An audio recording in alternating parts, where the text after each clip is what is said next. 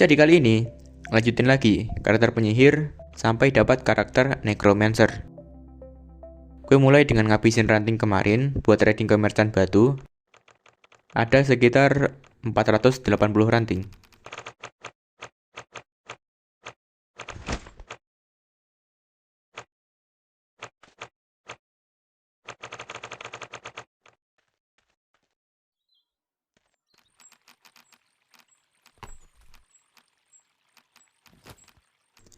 Hasilnya dapat 7 partikel mana, 1 kristal mana, 9 biji perak, 8 biji emas, 2 perak batangan, dan 4 emas batangan. Dikit sih hitungannya dengan ranting segitu. Setelah dapat material batangan dan platina batangan, upgrade jenjang ke jenjang 6 atau maksimal.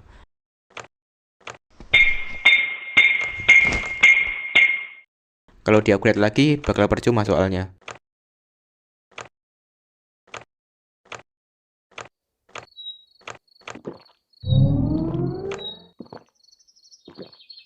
Terus bikin keranjang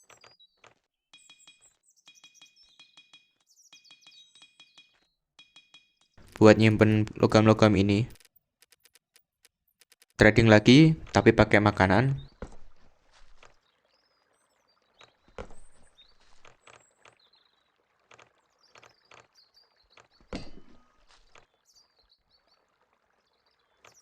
Lumayan, nambah 2 kristal mana sama 1 perak dan emas batangan. Setelah itu, gue mau ke roll 4. Cukup siapin 4 dinamit buat ambil jalan pintas lewat punggung bukit bersalju.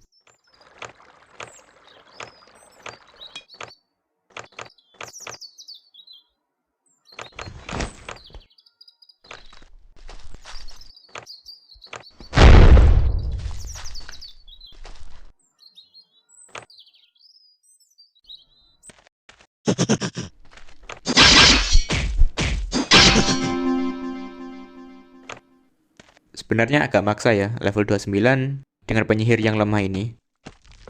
Mungkin bisa ke level 30-an dulu. Tapi karena pakai senjata ini, jadi ya gua pede aja.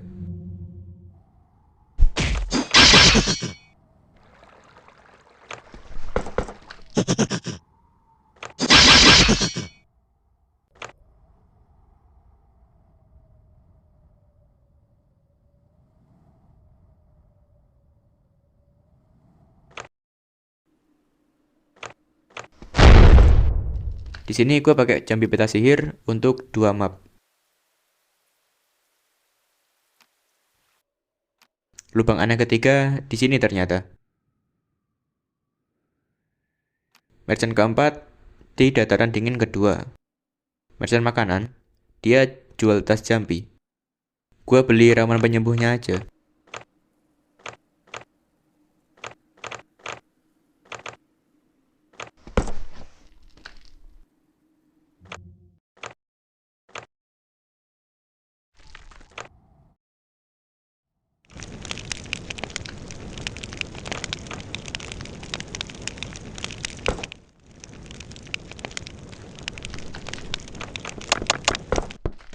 Bikin 2 tali buat nyambungin lubang aneh buat jalan pintas. Masuk bentar, lalu keluar lagi.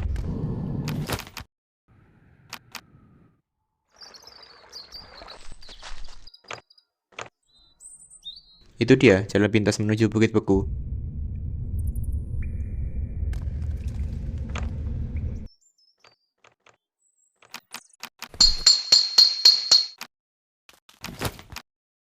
Sekalian gue cek merchant di sini.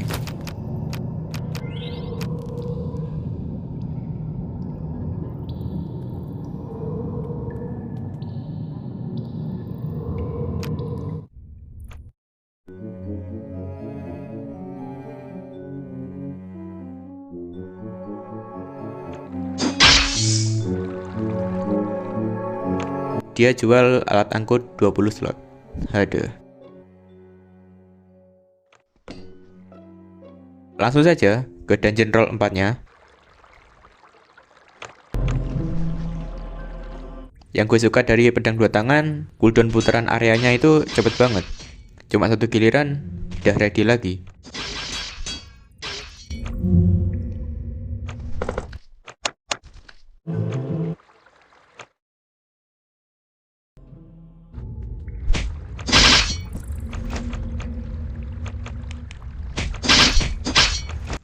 Dapat artefak busur jelek dengan atribut api merayap.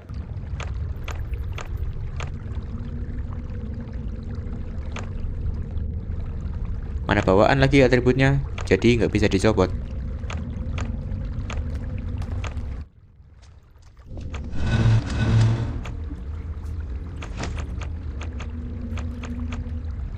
Ini dia, boss roll 4, pohon terkutuk. Dia bakal ngejerat kita, nggak bisa kemana-mana, tapi masih bisa pakai teleport. Pas ngejerat kita, tubuhnya bakal membesar, jadi bakal sering ngamuk kalau gede gitu.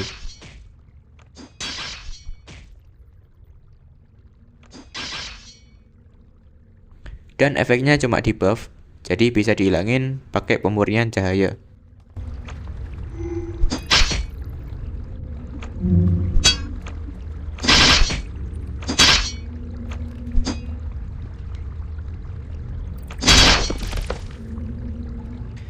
Dapat 2 buku sihir dan tablet cahayanya.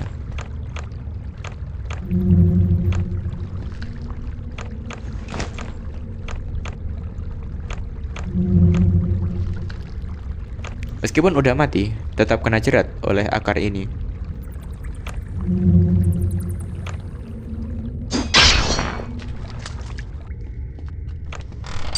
Langsung saja ke tambang kuno lantai 1 dan memperbaiki roll keempat.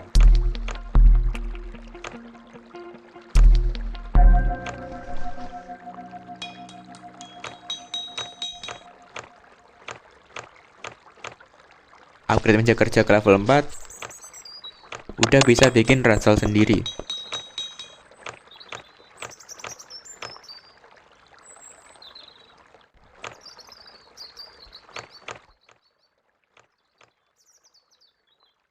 Dapat atribut tembus lagi. Dan ternyata ada 2, tapi efeknya beda. Yang satu nurunin attack musuh atau damage musuh. Dan satunya lagi buat ningkatin damage kritikal. Udah bisa bikin pengasapan ya buat makanan pet. Jadi gue mau farming nebang pohon di semua map untuk saat ini. Mulai dari hutan asing pertama sampai bukit beku.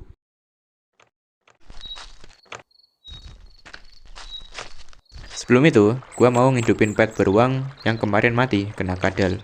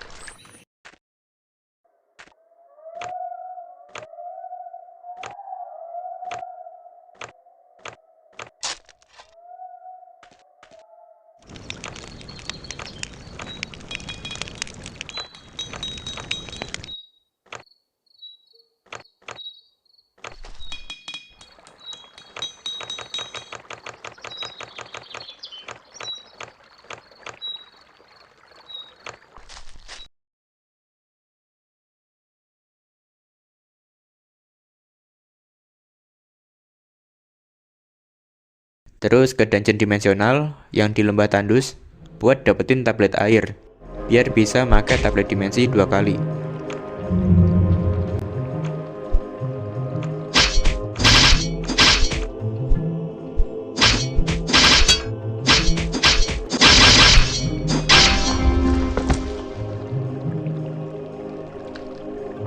Hoki banget dapat artefak buat malam.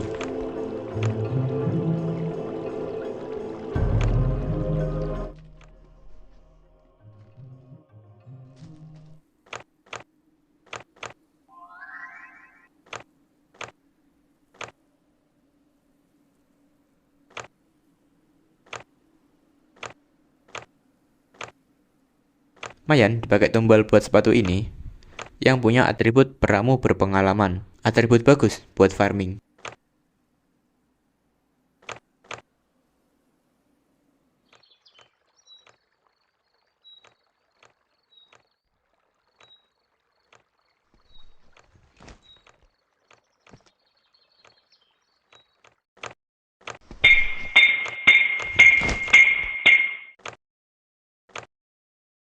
upgrade kendi jadi kulkas, biar bisa nyimpen embun cahaya bulan.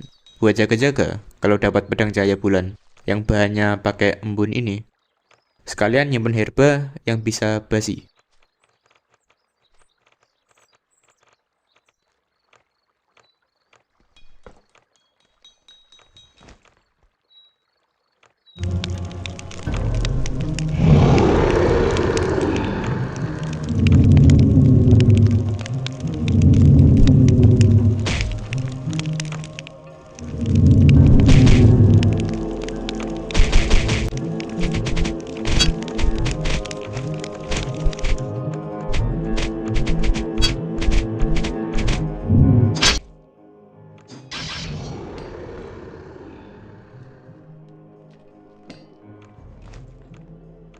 Kalau dapat senjata artefak dari bos gini, pasti jenjangnya kecil ya, cuma 0,5.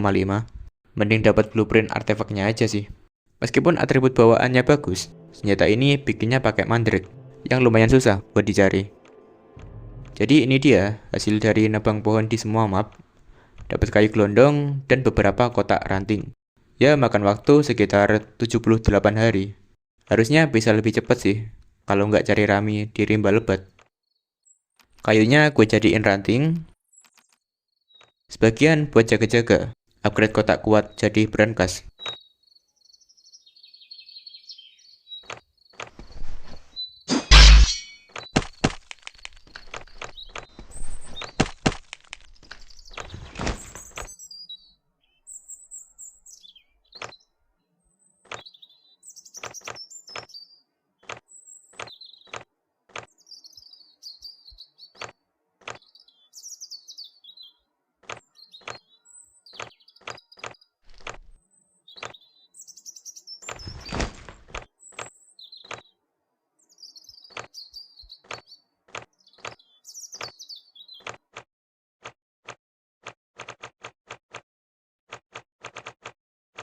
Terus gue ambil beberapa ranting dan rami buat trading ke merchant perlengkapan, buat cari artefak lagi.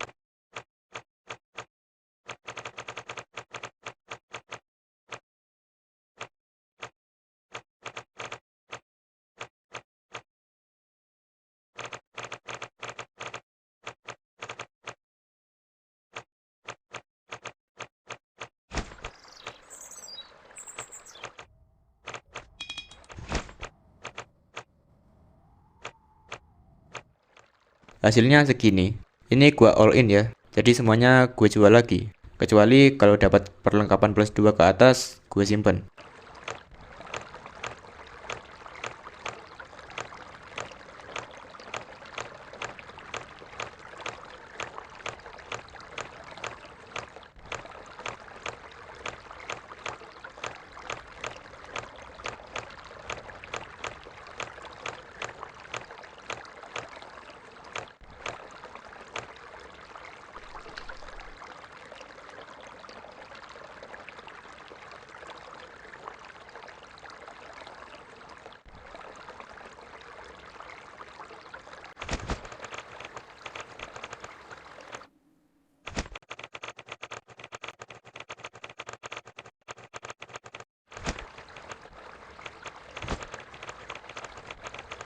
Bikin jimat kenaikan, biar bisa lawan bayangan.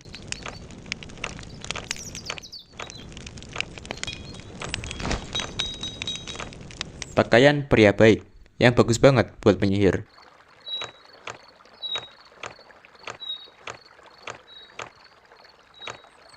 Dan sarung tangan pengrajin buat farming.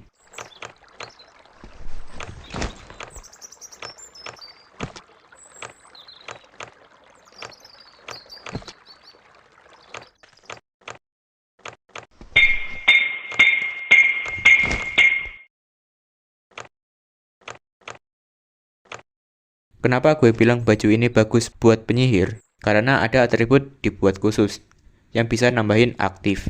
Nah, aktif ini, kalau dilihat di wiki, semakin tinggi poin aktifnya, ningkatin tingkat pemulihan Anda. Mungkin yang dimaksud darah dan energi, ningkatin deteksi jebakan, dan ngurangin peluang kena adiksi dalam spam sihir, yang penyakit itu. Dalam artian, kalian bisa spam sihir, tanpa energi kalian jadi merah, kalau poin aktif kalian semakin tinggi. Kalian bisa cek yang bawah itu, aktif gua 11,02. Di atas 10 itu udah enak banget buat spam sihir. Sebagai contoh, gua coba spam sihir pemurnian cahaya. Tuh, bar energi gua nggak merah sama sekali.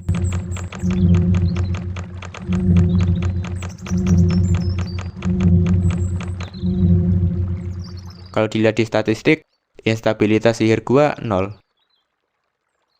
Ya, aktif ini nggak cuma di atribut dibuat khusus doang, ada di semua perlengkapan, kecuali senjata. Bisa topi, helm, baju, zirah berat, aksesoris, dan lain-lain. Cuman nambahinnya beda-beda. Makanya kalau pakai zirah berat, yang ngurangin aktif. Kalau spam sihir, cuma 2-3 kali langsung merah, atau nggak stabil.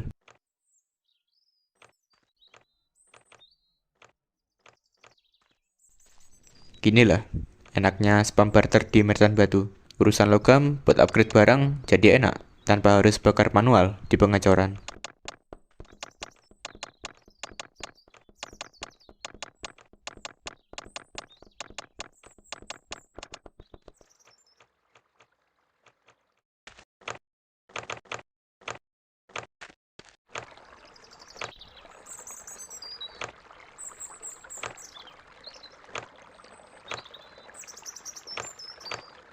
Di setiap karakter, pasti adalah momen cari emas itu lebih gampang ketimbang perak, ataupun sebaliknya. Contoh, di karakter pendekar ini, cari perak itu gampang di merchant, sedangkan emas gua dikit, cuma 5 batangan doang. Kalau di karakter penyihir ini, kayaknya perak bakal lebih langka daripada emas. Dan cobalah sekali-kali kunjungin lagi gua atau dungeon yang pernah dijelajahi. Barangkali ada herba yang tumbuh seperti mandrake, jamur hantu, atau herba api.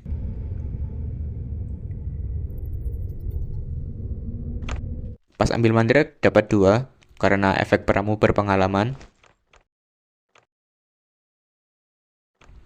Bisa dapat item ekstra dengan kemungkinan 6%. Gue ada 2 atribut, jadi ada peluang sekitar 12,5%. Itu udah termasuk gede ya, kalau sering-sering farming kayu atau semak. Belum lagi kalau kalian dapat tongkat pengembara, bisa tambah gacor tuh peluangnya.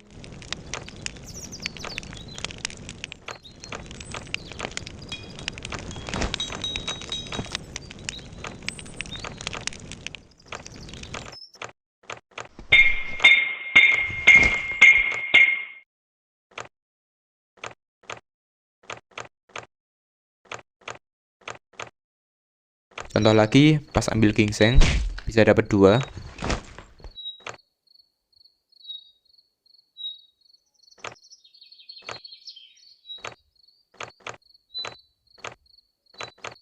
Pas nebang pohon apel, bisa dapat 4 apel dalam satu pohon.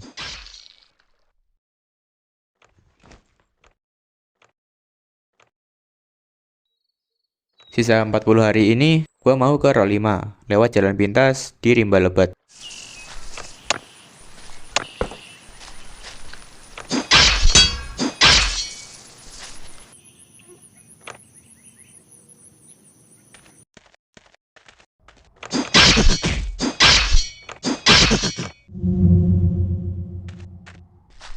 Di ngareng membara kedua, gua pakai jampi peta sihir.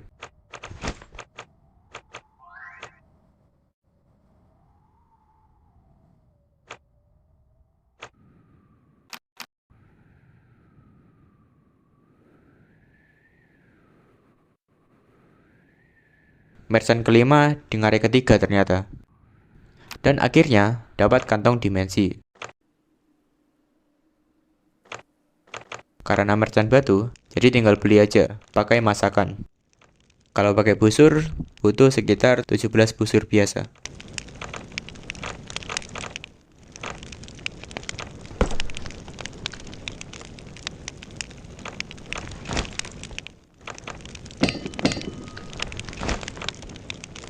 Langsung gue ganti tas alkimia pakai kantong dimensi.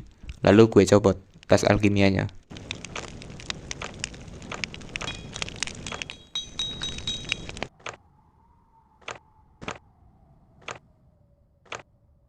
Masuk ke reruntuhan dwarf.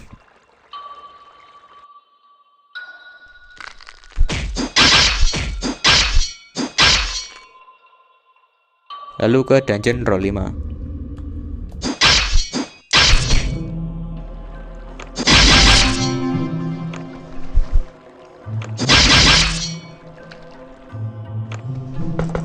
Di lantai 2 ada batu tulisan gede, pertanda ada ruangan rahasia di lantai ini. Kamu bisa menemukan rahasia dalam reruntuhan yang hancur. Reruntuhan yang dimaksud itu patung pecah ini. Tinggal jongkok atau turunkan kuda-kuda dan bakal kebuka jalannya. Biasanya isinya kalau nggak kunci pintu baja, ya tuas seperti ini.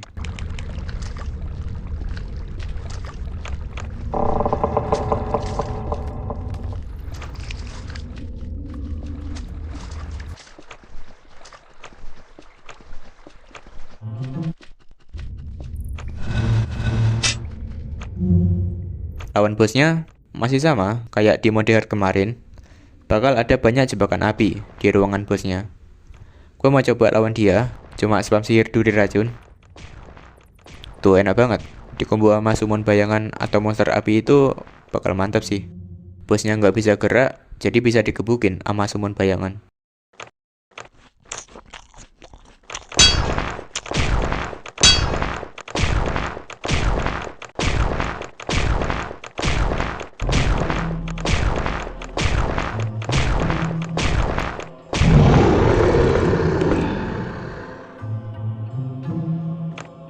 Dapat tablet cahayanya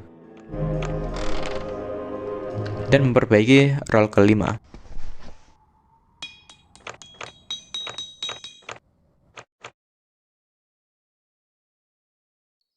Terus upgrade brankas biasa jadi brankas magis. Brankas magis ini enak banget buat di base. Misal gue taruh kayu gelondong di sini.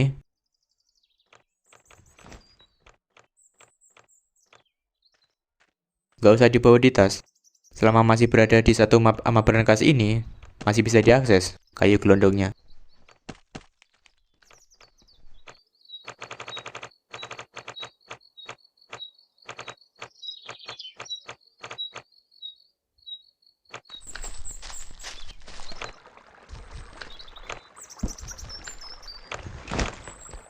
Lumayan, dapat boneka voodoo dari semak.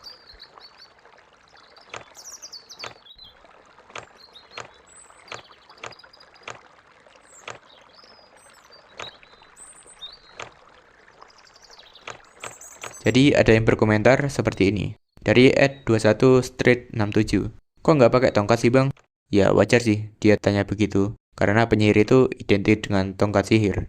Dan juga pasif penyihir ini bisa isi ulang tongkat saat tidur.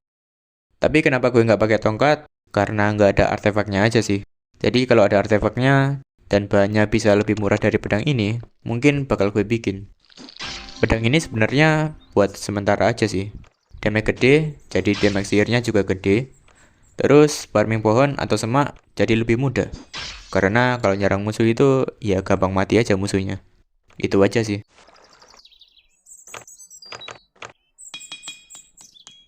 Tidur dan terbangun di hari ke-400.